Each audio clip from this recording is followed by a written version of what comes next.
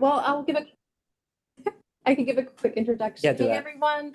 Thanks for joining our financial wellness session. We're so lucky to have the financial wellness team here today, sharing a presentation about navigating student loans. So I'm here in the room with Juan Espinosa, if you'd like to introduce yourself. Hi, everyone. Good afternoon. Juan Espinosa here, Director of Student Success at the UCLA School of Nursing. And we do have a student here with us in the room. Hello, I'm Constanza. Cool. What program are you in? Oh, I'm in the APRN program in my second year, and I'm in the family track. Very cool. Thank you. And I think we also have David in the Zoom room. Would you like to introduce yourself, David?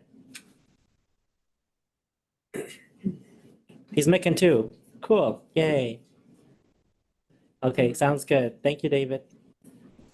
Okay, we'll turn it over to our wonderful financial wellness team. Awesome. So glad to be here with you all on this rainy Thursday via Zoom. My name is Sarah Potter Gittleson. I am the Financial Wellness Program Director here at UCLA. And I've worked here professionally since 2015, but before that, I was a graduate student here on campus in the School of Education, studying student affairs. So I'm so happy to connect with you all today, and I'm going to pass the mic over to Summer. Thank you, Sarah. Hi, guys. I'm a fourth year double major in economics and communications. In financial wellness program, I am the lead programming coach. We do a lot of one-on-one with students, and we also lead a lot of workshops.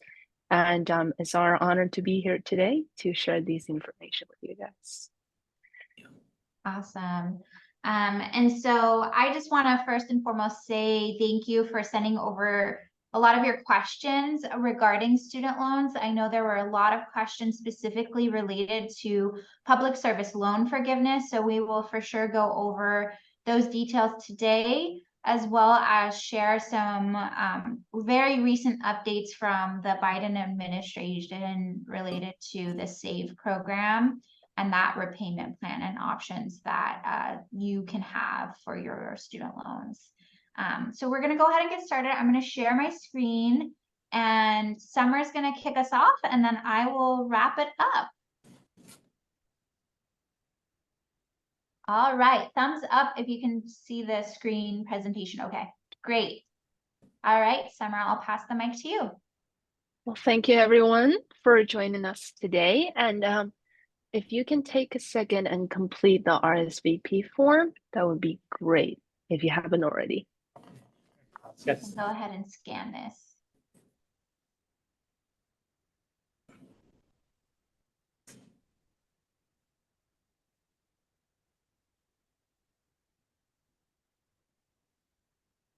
Is yours recognizing it? No. No. It's not going through. It's not going through? No. Okay, I'll get the link and I'll go to the next slide. I'll put the link in the chat box. All right, awesome.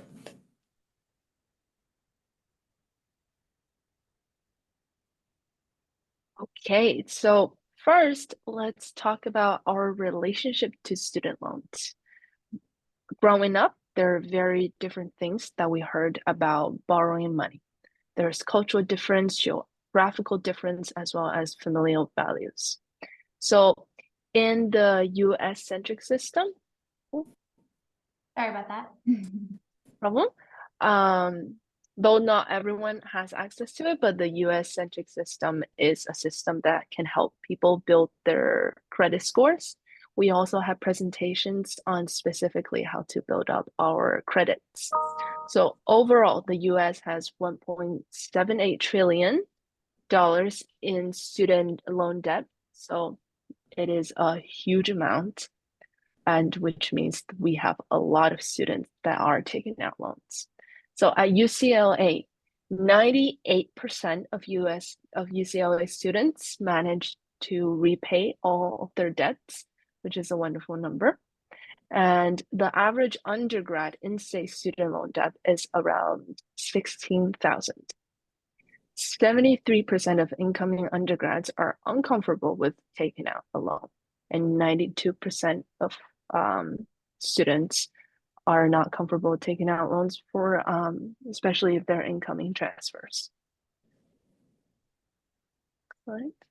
Okay. So first, we want you to think about the return on investment of your loans. So this can be the return on attending university. You're paying off or you're borrowing this huge amount of money. So think of it as an investment that you made on yourself and on your education. So what do you expect to get in return? Because if whatever you're expecting is higher than the amount that you will take out, then it is a good investment. So you'll have a high return. And then also think about the career path that you're going to embark on and how much you will make. And if that will be able to allow you to repay everything that you borrowed. So I like to open it up to you guys to discuss quickly with one another. What kind of borrowing behaviors do you carry with you?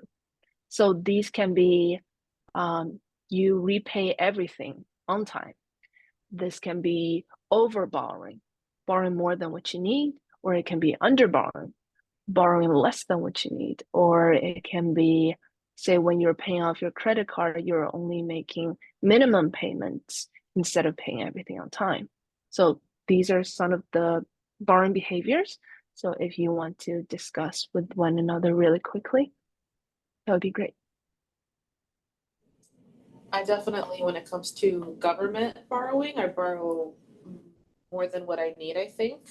But when it comes to like interpersonal relationships, I don't borrow any money Yeah. for people, but when I can. Yeah, you tend to overborrow too, David. Yeah, I tend to probably underborrow, or just what I need, and I always advise students borrow really just what you need. And I want students to know that there's flexibility in adjusting your loan amounts throughout the year as well.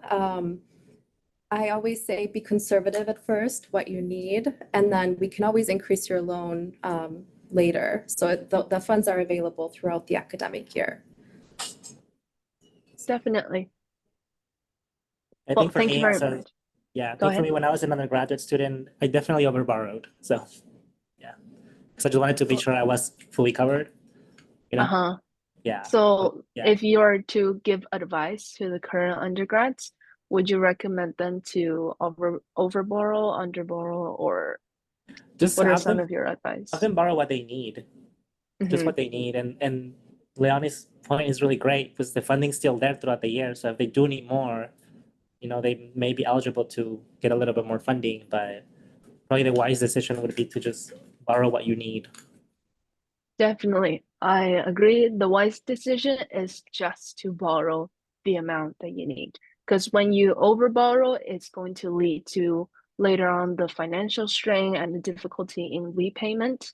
But when you underborrow, you kind of lose the amount that you could have invested in your education or in purchasing something that can generate more return for you. So we want you to just borrow the amount that you need. Okay, next slide, please. Okay, so how do you get a loan offer? Usually every year you need to fill out the FAFSA or the CA Dream Act by March 2nd. And you will be given a financial aid reward letter when the financial aid come out. You will need to go in, accept the loan. You need to sign the MPN. So MPN is a legal document that basically asks you to promise to repay your loans and any accrued interest and fees to the US Department of Education. It explains all the terms and conditions, and you're required to sign it as an acknowledgement. And you also need to go through the entrance counseling on site. It's a mandatory information session that explains your obligations as a borrower. And for most of the schools, you can complete this entrance counseling online through the Federal Student Aid website. And there are also, I just want to share for the health professions, specific loans that are offered by the university. So I just want to share that the loans we're going to go over today and repayment options are specifically related to federal student loans. So we know there's private loans out there. There's dream loans out there that are connected to the state, right? But we'll be going over the FAFSA eligible loans today. Okay, so there are very different types of loans, and we're going to go over each one of them specifically. So first, the federal direct subsidized loan.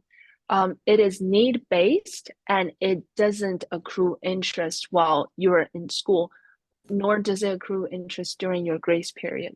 So this is usually the first type of loan that people go to get.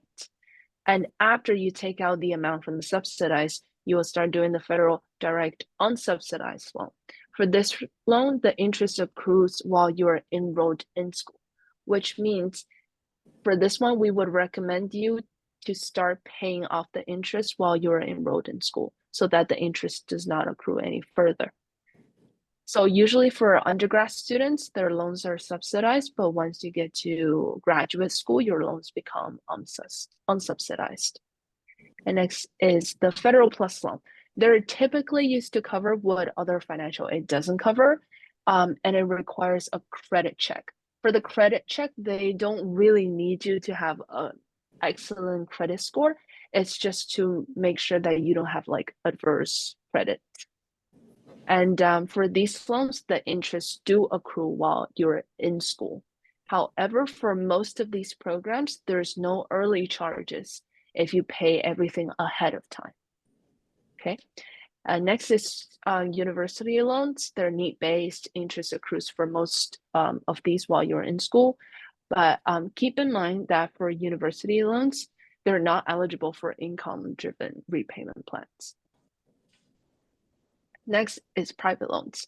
Private loans are acquired from outside financial institutions. Their interest and repayment vary, so there's not one specific amount that we can tell you guys, but for private loans, interest usually accrues for most of them. They're also not eligible for income-driven repayment plans. And some of these might ask for immediately monthly payments. So you want to be very careful with the terms and conditions when you do decide to take out a private loan. Next one is the CA Dream Loan.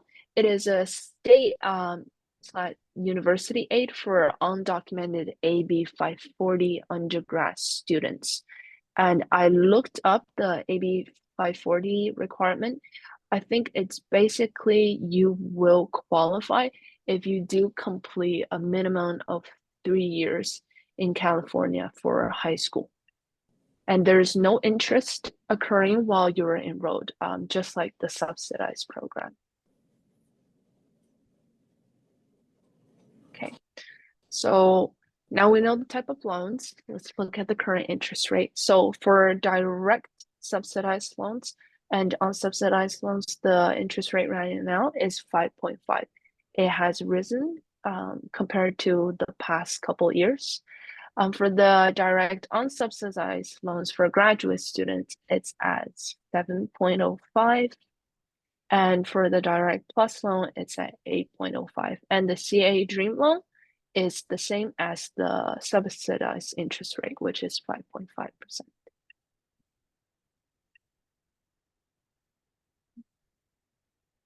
Okay, so interest is the money paid to the lender in exchange for borrowing money, because you have their money and throughout the years there is inflation.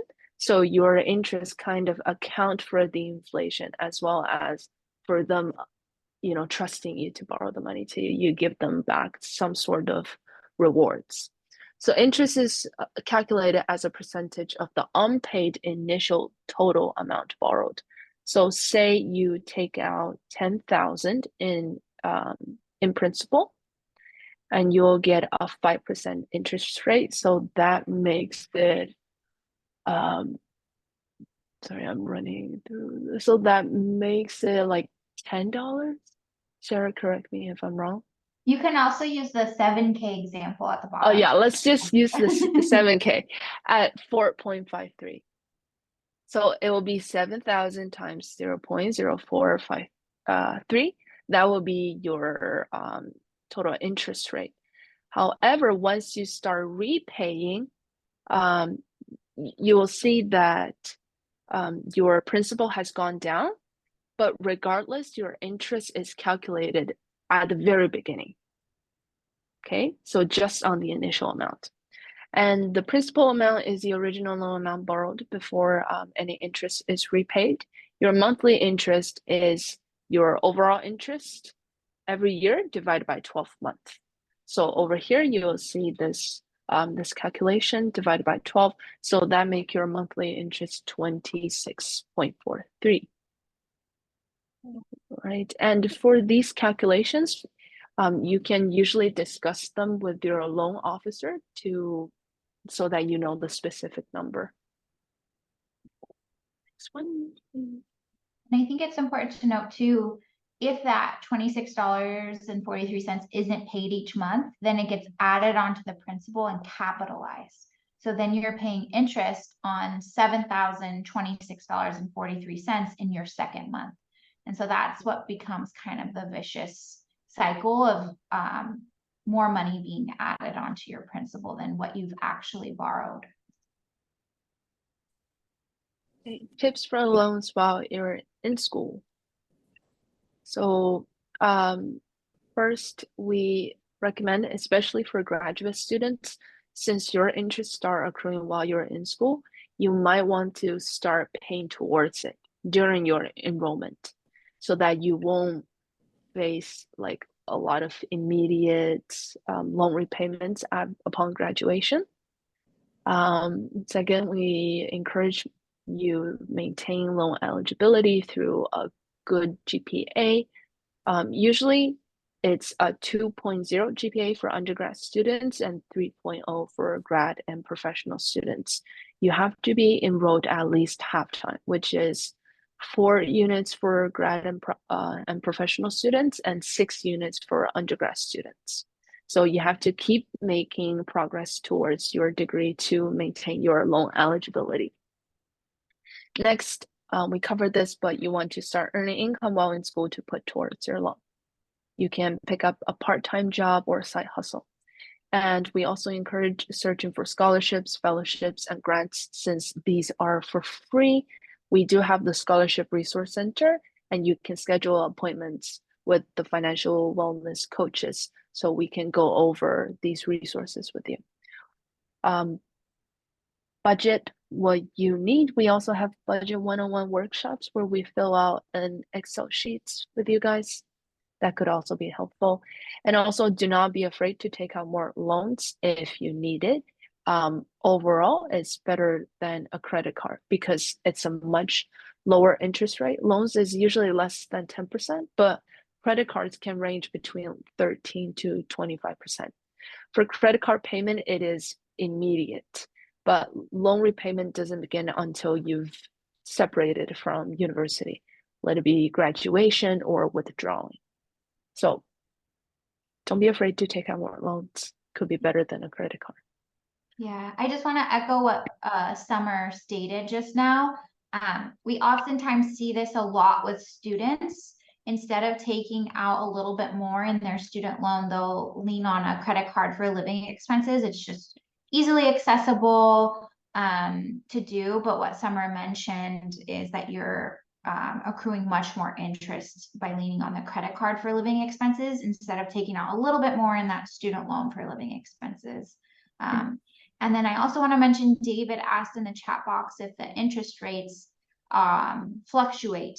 And so I just want to reiterate that depending on the year that you borrow a certain amount in a certain type of loan, that is a fixed interest rate. However, the interest rates are something that changes each year for a different separate loan. So the 23-24 interest rates are 1% for that loan that year. And then next year, academic year 24-25, that'll have a different interest rate for that particular loan you take out that academic year.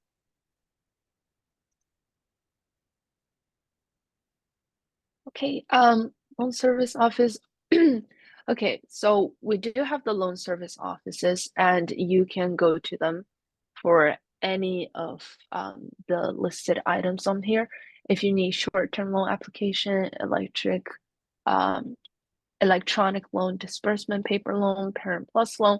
So basically, if you are entering into a new loan, or if you're considering a new loan, or if you want to think about how to manage the repayment plans and how to exit a loan, you can talk to the loan services office. Also, on your student aid profile, you will find a lot of information regarding your federal student loans, and you'll see your loan servicer. So you can always just call up your loan servicer to go over any of the questions that you have regarding your loan. Okay, so now you have graduated, and we need to start thinking about repayment. This is another resource that you can find. It's the debt management office. So we follow the last names to look at your last names and see who you should contact.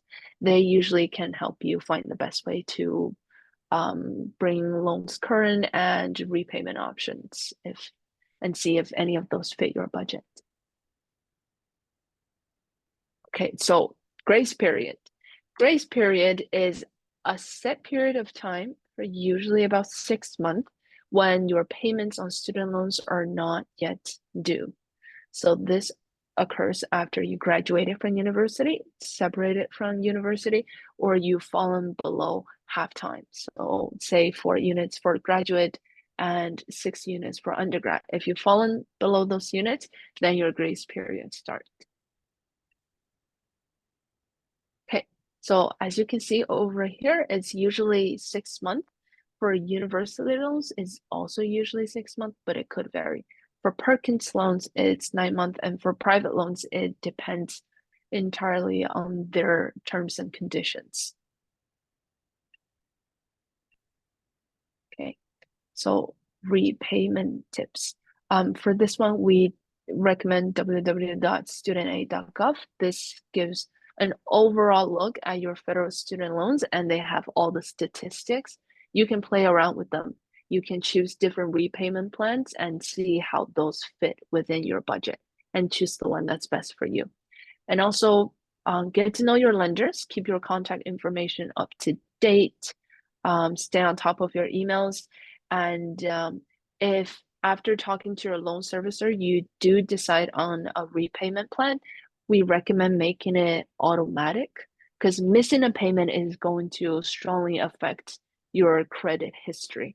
So just make it automated so that you don't have to worry about it. It's just going to take the money from your account every month. Okay, this is your studentaid.gov profile. So you will have how much loan, how much grants you have received. And on the right, bottom right, you see the loan servicer. So you can talk to them about any questions with loans or public service loan forgiveness. They know all these information. Next one. Okay, so climbing the walls of repayment. There are 7 types of repayment. The first one that we're going to talk about is the standard repayment plan. It is what students it's what students typically get if they do not select a repayment plan with their loan servicer. So with this plan, your monthly payment is at least $50, and it's calculated in such a way that your loans will definitely be paid off within 10 years. So the benefits of this plan is that it will help you save money over time since every payment is set and there will not be interest accruing on like a huge part of your loan. And in contrast to the standard repayment plan will be the graduate repayment plan that we'll cover. But the drawback for this is that it does not qualify for the public service loan forgiveness program. And so the graduated repayment plan is ideal for someone who anticipates consistent career promotions in the future. Under this plan, the monthly payments, they start out really low, but then they gradually increase. Every 2 years, they're going to recalculate it. So it's going to increase. It's also going to ensure that you pay everything off within 10 years. But in this plan, because the initial payments are smaller, they only cover like a part of the interest or just a small portion of the principal, which means that in the early years of the loan, the principal balance decreases more slowly compared to the standard plan. So as a result, more interest would accumulate over time since interest is charged on the remaining principal balance. So the longer the principals remain higher, the more interest is charged. Okay, so the drawback of this plan is that you end up paying more over time, and it also does not qualify for a public service loan forgiveness. And I'll give it to Sarah from now. Awesome. Thank you, Summer. So our third repayment plan that you could sign up for is called the extended repayment plan. And this is really for folks who are borrowing like 30K or more in direct loans. And this extends the amount of time that you have to repay the loan. So it goes from 10 years to 25 years. So your monthly payment will be much less than with the standard or even the graduated repayment plan. But you're going to end up paying more over time in accumulated interest within those 25 years. And another thing to note with this plan is it does not qualify for public service loan forgiveness if you sign up for it. And then we have our various types of income-driven repayment plans. There are many out there. There is IBR, ICR, Pay, Repay, and Save, which is the new Biden plan that was initiated in 2023. With all of these plans, payments are calculated based on your income and your family size, and it has to be updated every year. So your income, any changes to family size, that's something that has to be reported on an annual basis if you're signed up for one of these plans. The benefits of these plans is that if you are a part of them, you will qualify for public service loan forgiveness. It's really helpful for folks who may not have the biggest income and are struggling to meet monthly payments, because with all of these, a percentage of your discretionary income is calculated to get your monthly payment amount. The drawbacks is you may have to pay tax on any amount that is forgiven if you are part of the public service loan forgiveness option, or you have reached the duration of the payment period for these different types of income-driven repayment plans, and we'll go over that in a minute. And you might end up paying more over time if the loan is not forgiven. So let's go over some of them. So if we look at this, IBRs are the payment plan that you're required.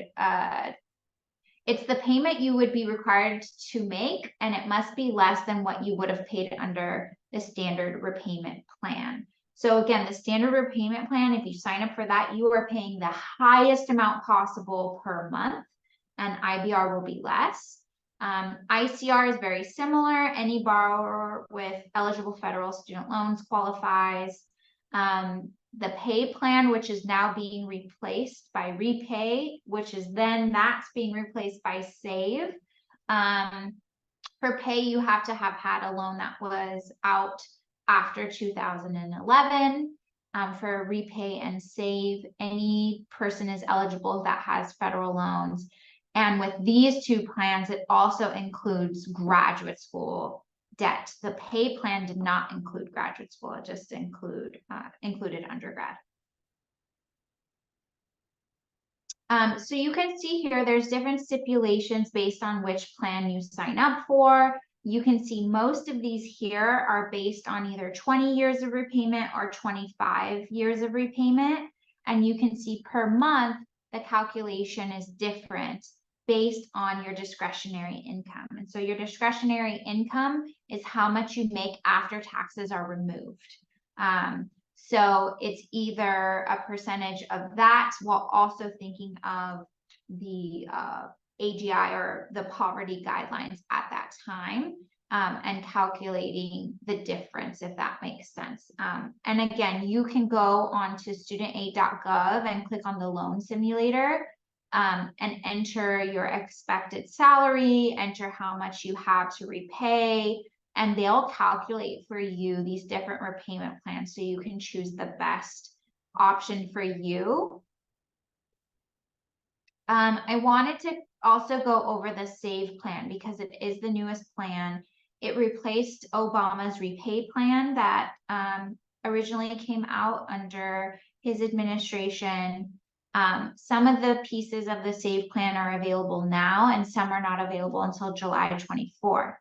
So you can see here, the SAVE plan is an income repayment plan focused on gross income within 225% of the poverty guidelines. So this makes your monthly payment even smaller. So this means if you are a single borrower and you're making less than $32,800 per year, you will pay $0, but still technically be signed up for a repayment plan. If you're someone who has a family of 4 and you're making $67.5K per year, you will pay $0. So it's basically giving you a much lower monthly payment. Borrowers may pay no more than 5% to 10% of their income, again, based on that calculation. So this is less than some of the other income-based repayment plans we saw. And also forgiveness is accelerated under this plan. It can be as little as 10 years for borrowers who have balances of 12K or less. And then above 12K, it rises 1 more year for each additional $1,000. So for example, if you've taken out 15K, you'll have a 13-year repayment plan, with the remaining being forgiven. Any interest that would have normally accrued per month in excess of what a borrower pays that month for interest will be waived by the federal government. So this also reduces the amount of interest that is being charged per month on the loan that you've taken out, which also reduces how much interest is capitalized onto your base loan, which is really, really awesome as a part of this plan.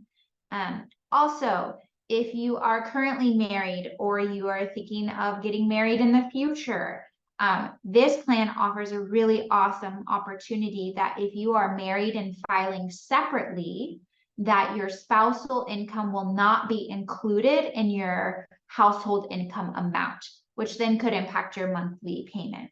However, if you are married and filing jointly, that spousal income will be reviewed as part of your household income, if that makes sense. So one thing you can do if you're in this position is to meet with a CPA, a tax accountant, and try to figure out, okay, if we file separately, we might pay more in taxes, but here's how much we might be saving on our monthly student loan payments, and vice versa. The one drawback to the SAVE plan, though, is that a parent plus loan, so any loan taken out by a parent or guardian for a student, is not eligible, even if that loan is consolidated into a separate federal direct loan. Parent plus loans are ineligible for this plan. Now, as of July 2024, monthly payment amounts are going to be calculated based on only 5% of income as an undergrad. Now, if you have undergrad and grad loans, it'll be between 5 to 7% of your discretionary income for your monthly payment. So they're taking it from that 10% and lowering it even more that you would pay per month. Additionally, the time for loan forgiveness for borrowers on this plan will change to as low as 10 years. So currently it could be up to 20 to 25 years. And then for borrowers with initial balances of 12K or less, like I mentioned, you can receive loan forgiveness after making 10 years of repayment. So this also includes that administrative forbearance time that was put in place during the pandemic where student loan payments were not expected. That can also include that time. You'd want to work with your loan servicer to go over all of the eligibility requirements for that. There is a video here. I am not sure if we have sound, but this might be a good video. I can send in a follow-up email that kind of explains the SAVE plan in a 3-minute short video, just in light of time.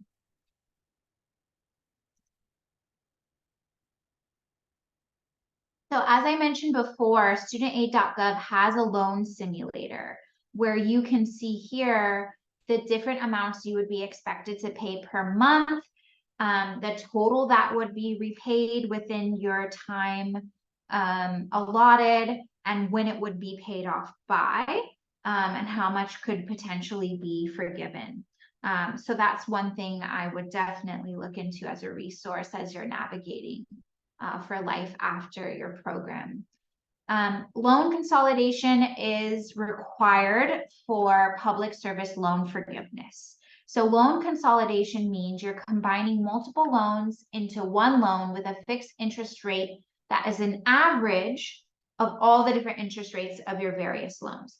So let's say you have undergraduate loan borrowing for each year and you have graduate loan borrowing for each year. It would combine all of those loans into one, so you're not making like 7 to 8 different payments per month, and give you an average percentage rate on that. And like I said, it's really beneficial if you just want to have one payment that you're making, not 8 different ones. One thing I do really want to put out there is an awareness of kind of loan sharks and private consolidation companies who might reach out to you. It's really important that you know, if you choose to consolidate your federal loans with a credit union or a bank or a private company, that you will now no longer be eligible for any federal student loan repayment plans, public service loan forgiveness. And so I just want to make sure that you're really aware of that before you take advantage of like a private offer. That's super important to note. Can we sign up for programs like Save while we're in school? How does that work? You said it might be a good option to pay interest while we are in school. Yes, you can technically sign up for a payment plan with your loan servicer now and enter repayment if you wanted on the current loans that you have taken out. You just want to connect with your financial aid officer. So Leonie, I think that might be you. To see whether or not they have been kind of forwarded over to the Department of Ed servicers yet or not. You're welcome. So let's say you have graduated and let's say you potentially are still job searching, trying to figure out that best fit for you. And you're not in a place where you're able to pay that monthly payment. You can either, and 6 months have passed, right? Your grace period's over. You can either sign up for the SAVE plan and report your current employment income as, which would be 0, right? And so you would be enrolled in a repayment plan, but paying $0 per month. Or you can do these 2 options. You can sign up for deferment. So deferment is a temporary pause on your student loan payments under certain conditions. And typically the interest does not accrue for subsidized loans if you're in deferment. However, you must meet certain qualifications, financial hardship, etc. Or you can lean on forbearance. So forbearance is really the option that people go for if they do not qualify for deferment. So for example, this could be someone who maybe has a higher income, right? That you could see as potentially affording to be in repayment. However, maybe they have a high mortgage and credit card debt and other financial needs that are taking away from being able to pay for the student loan currently. And so that would be a forbearance pursuit. For each of these, you have a combined 36 months that you can qualify. So what this means is let's say you are on deferment for 6 months, then you're in repayment for a year or two, and then you lose your job, let's just say, and then you need to go into deferment again. It's just the combined deferment time all put together has to be 36 months or less for you to qualify. Again, this is just noting that we did have a mandatory administrative forbearance relief during the COVID pandemic. However, this did not include university, Perkins, or private loans, but many of those did decide to follow suit. But you just want to make sure if you have any of those loans that you didn't miss repayment or repayment that has been due. So wanted to throw that out there. And student loan repayment began again 60 days after June 30th. There were options to be refunded for payments made from March 13, 2020 until this past October if you did make payments. That's something you'd want to investigate with your loan service officer to see if you still qualify. I'm not sure if you still do, but you might want to investigate that. There was no interest capitalization until December 20th, 2023. That includes unsub and plus loans. Also, if you, I know you all are in school, but if you are outside of school and you did have auto debit signed up, it doesn't automatically happen. You have to log in and re-sign up your auto debit to have the payment automatically withdrawn. And if you sign up for auto debit payments, you get 0.25% off your interest rate, which is really cool. So you save a little bit on interest. Then there's default. So default is something that happens if there has been 9 months of no payment, no contact, no, hey, I'm struggling a little bit financially. Can I sign up for deferment, forbearance, change my repayment plan? And this is something that will be reported to credit bureaus and remain on your credit history for 7 years. So we always encourage students and borrowers to have some sort of contact with their loan servicer and just let them know what's going on and see what options are available to them instead of just kind of ignoring the emails because it can impact your credit score. Public service loan forgiveness. So there are a ton of questions about this. So to qualify, you must be employed by a U.S. federal, state, local, or tribal government or nonprofit agency. So a lot of this is a 501(c)(3), could be a potential opportunity. So this includes working for the U.S. military, elementary schools, public colleges, universities. I would say, as I think about you all as potential nurses, right, in different hospitals or clinics, if that place that you work at is a public hospital, a registered 501(c) hospital, then you are eligible for public service loan forgiveness. For example, UCLA Health, that is considered a nonprofit public hospital 501(c). So you could qualify there. If you're working for a private practice, you probably will not qualify. It has to be a public hospital or clinic. I just want to share a quick story. This past summer, I had an established doctor who works for a public hospital call me and not even realize that they're in their late 40s at this time, not even realize that several years ago, they could have had their medical school debt forgiven because they have worked at a public hospital. And so retroactively, they applied, they went through the whole process, and they were able to have over $300K of their medical school debt completely forgiven. Had they known they worked for a public hospital and that they could have qualified, they could have saved a lot of money in the long run. So I just want to throw that out there and make sure you know that you're eligible. You do have to work full-time for that agency or organization, and you do have to make 10 years, 120 on-time payments under an income-driven repayment plan. So if you sign up for SAVE under the Biden's new plan, you could qualify for making the minimal monthly payments as possible, while also simultaneously going after public service loan forgiveness. The thing about public service loan forgiveness, though, is you have to consolidate all of your loan debt into one federal loan under MOHELA. MOHELA is a certain loan servicer. So you do have to do that. The paperwork and the digital signatures to get this started can all be found at studentaid.gov/PSLF. And you'll want to fill that out while also working with your loan servicer.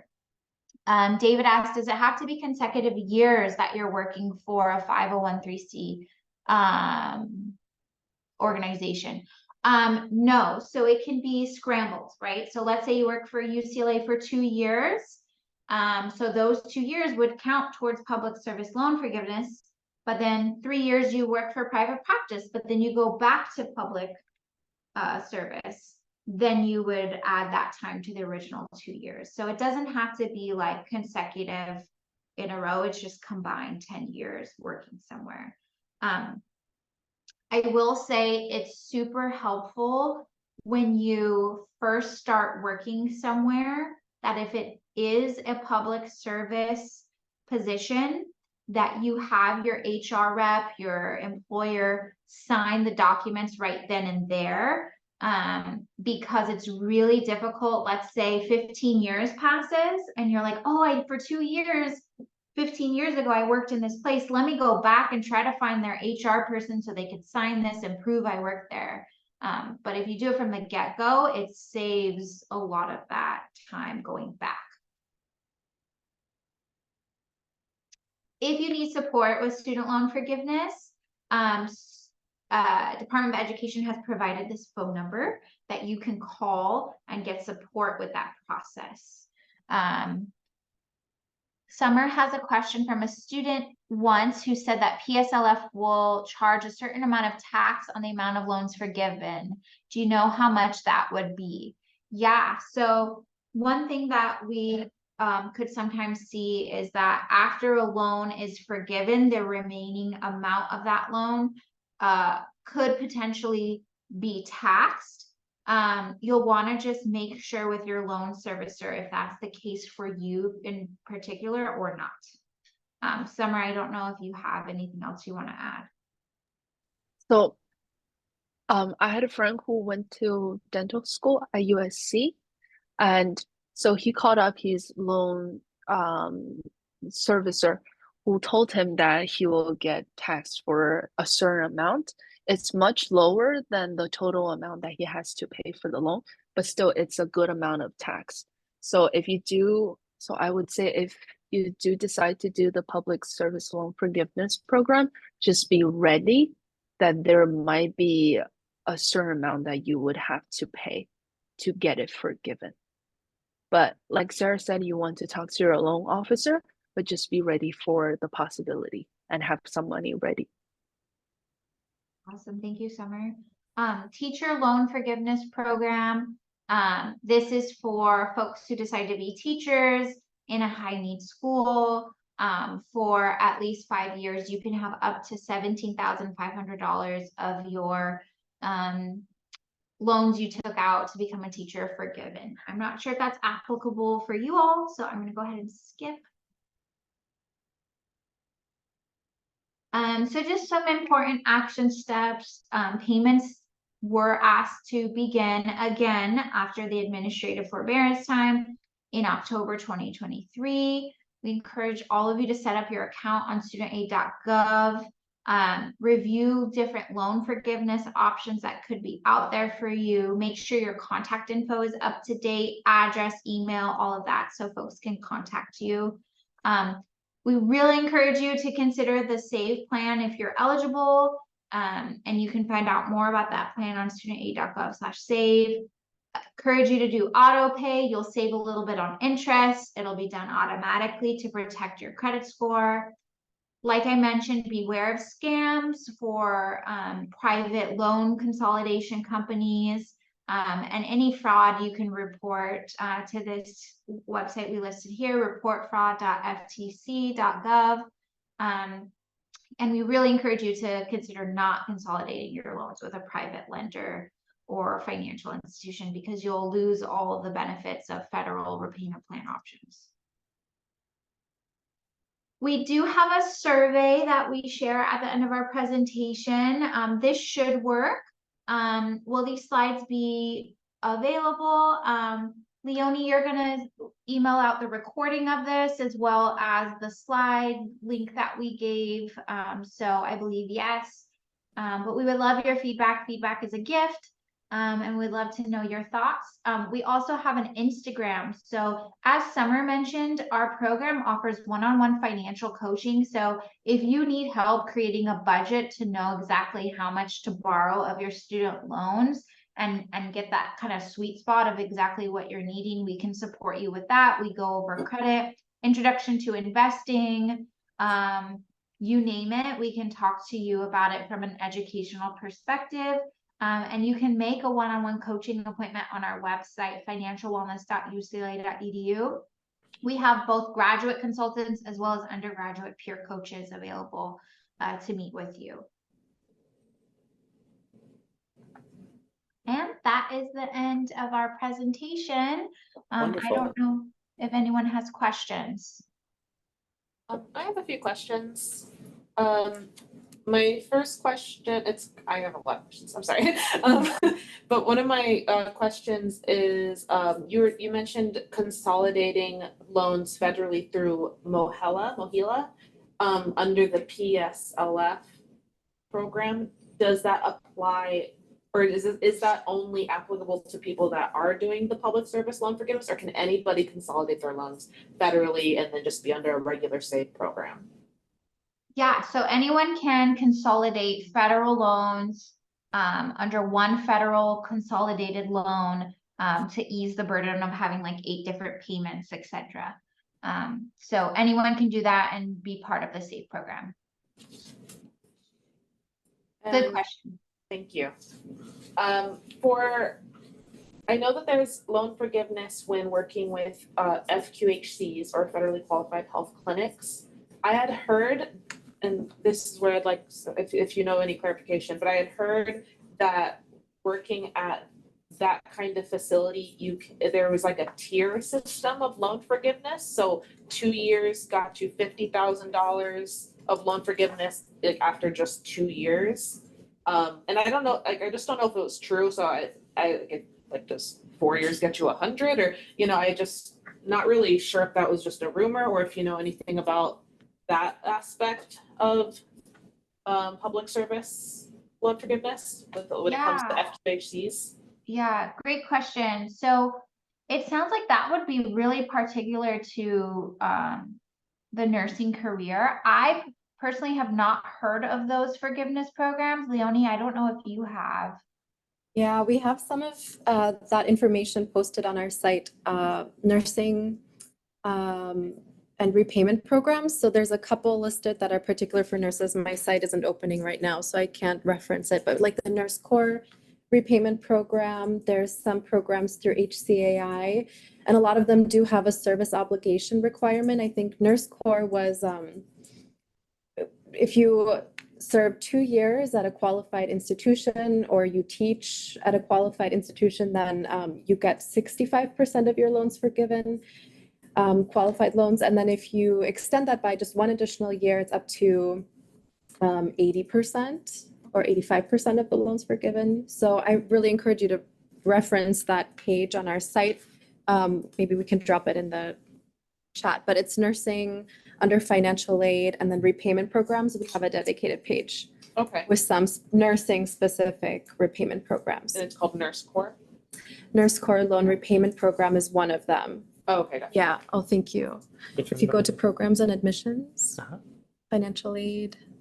Oh yeah. Okay. Down to repayment programs. Yep. This page? So that's the Nurse Corps Loan Repayment Program I mentioned. Yeah, it's up to 85%. So It's not bad.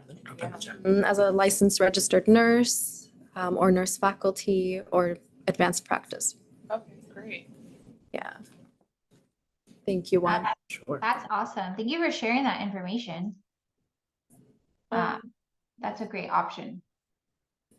Does interest accumulate when you're working? Or when you're under the PSLFs as well? Interest accumulates just as well, okay. Unless you're part of the SAVE program and signed up for PSLF. So there's like a way to go about it, right? Because you have to have an income-driven repayment plan to qualify for PSLF, but the SAVE income payment repayment plan will help cover some of the interest that accrues per month. If that makes sense. Yes. Another question, sorry, I had like a list before I came. Go ahead, go ahead. Is there a way to pay towards your principal loan amount only? Like, or not only, but like in addition, so say you have your monthly payment, but you want to start working on your principal because you have more money at the time? Like, is there an easy way to do that, or is it always just like calling and, being on hold and to doing it like the long way every time? Yeah. From what I've heard, so that you can guarantee it goes to the principal, is you would want to call your loan servicer and say, I want to make a payment specifically to my principal amount. They used to charge a fee for making an additional payment in a month that you're already making a monthly payment.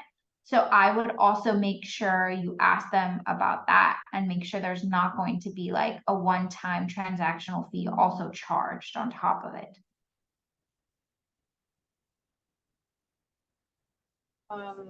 Is it, or do the services, the financial office services, do they apply only when you are a student, or can you make appointments or try like when you're an alumni as well? How does that, in case, I have questions later? Yeah, of course. Or how I does that mean, work? I'm always here as a resource. As an alumni, you can always reach out to me. So if you have questions, I'm definitely available to answer those. Okay, Yeah, thank we're you. here for you. I'm not sure about like financial wellness. Can alumni students also connect with your team? Yeah, so for us, we do have a 3-month grace period after graduation where a student could reach out. So that 90-day grace period. And we have to do that just because of how our funding works. It's from current student fees. So yeah. So for 3 months, we're here. Okay, cool, that's great to know. Yeah. And then my last question, is it too late to apply for scholarships for the next quarter once we're already in the academic year?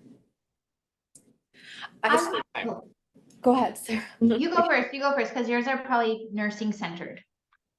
Yeah, I think it's never too late to apply for scholarships. I mean, we have there's always timelines depending on what scholarships you're applying for, but like there's a lot of external scholarship resources that open up at different times. So even if you're in the middle of the academic year, if you see there's an open scholarship, I would encourage you to apply. There's students that get scholarships in the middle of the year that might still apply for the current year. I know you're getting close, you're in your second year, getting close to graduation. So it really depends on the timeline. Like we have some off-cycle internal scholarships sometimes that open up still for the current year. If they're for a time period, if the scholarship indicates it's for next year, that you might not be eligible for because you have to be a student to receive the scholarship. So it's very specific depending on the scholarship. Yeah. Thank you, that's all my questions. Thanks for bringing questions. I Yeah. appreciate it. Any in the chat? Or... Awesome. Well, any from David or anyone else? Any questions, David? You good? David says, nope, thank you all. All right. Well, we are here if you want to make an appointment with us, again, on our website. You can follow us on Instagram. And thank you for inviting us into your space, Leonie. It was great to partner with you.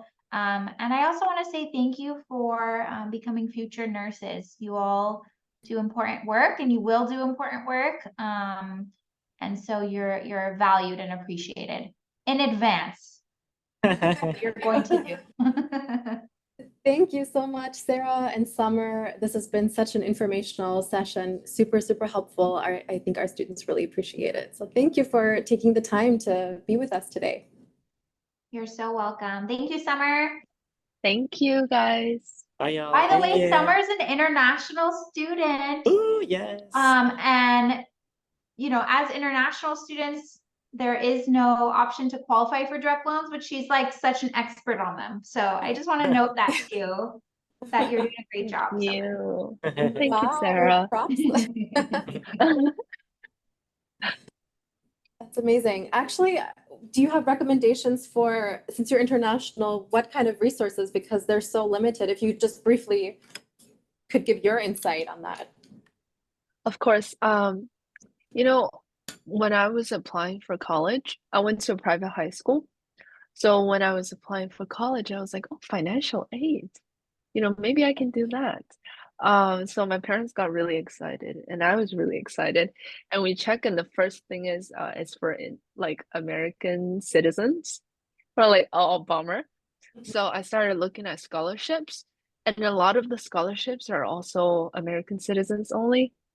So another bummer. But in my knowledge, I know some of the scholarships, they do offer them to international students. And I think that might be one of the only ways that you can give money for free for international students. But other than that, at UCLA, there's a lot of resources that's available to everyone. So we have the food closet, and we have dining hall leftover giveaways. So those are the things that we as international students can enjoy, but they're mainly UCLA resources that's open to all the students. Federally speaking, there isn't that much for international students. We just have to pay everything at a much higher price. Yeah. And there are some financial institutions that will allow international students to borrow, but they oftentimes need a cosigner, which can be hard to find. Yeah, so cosigner and the interest rate is pretty high.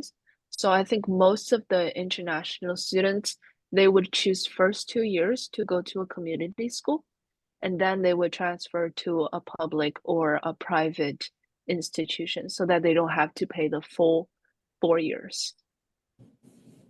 But if you do have international students, you can encourage them to make 101 with us, so then we can delve a bit deeper into all the available resources so we can research together. But usually for us, a lot of the students that we service are American students. Yeah, because for international students, since they pay off everything, they don't really have a lot of questions about loans and aid, since it's just their parents pay everything up front. Yeah. Yeah. Great. Thank you. That's really helpful insight. Well, we have there isn't too much to offer, but yeah, but good to hear your perspective on that. And I'm glad you good to know that you also assist international students too. So I'll send them over besides just yeah, the definitely. Dashu Center, but Yeah, yeah, definitely. We can help. super. Well, thank you for Um, staying on with us, right. and thanks again, and have a great day. Stay warm and dry. Thank you, guys. Bye, y'all. Thank Thank you. you, Sarah. Thank Take you, care, Summer. Bye, everyone. everyone. Bye. Bye. Bye.